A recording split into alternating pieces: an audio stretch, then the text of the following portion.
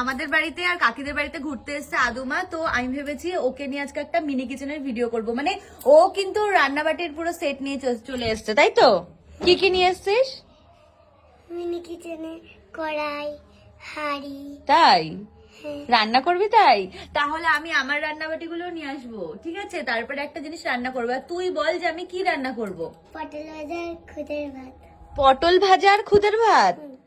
তো মানে বাচ্চা মানুষ, ও বুঝতে পারছে না যে কি বলবে। আমি ভেবেছিলাম কি যে হয়তো কোনো মানে ভাজাপুরি বলবে, কিন্তু ওর ইচ্ছা হচ্ছে খুদের ভাত আর পটল ভাজা। কাকি দেখেছো, মানে বলেছে খুদের ভাত আর পটল ভাজা বলেছে আমাকে। এখন সেটাই তো, হ্যাঁ সেটাই তো, মানে বলেছে খুদের ভাত আর পটল ভাজা। তো আমি একটু পরে এবার আমি বাজারে যাব, ঠিক আছে?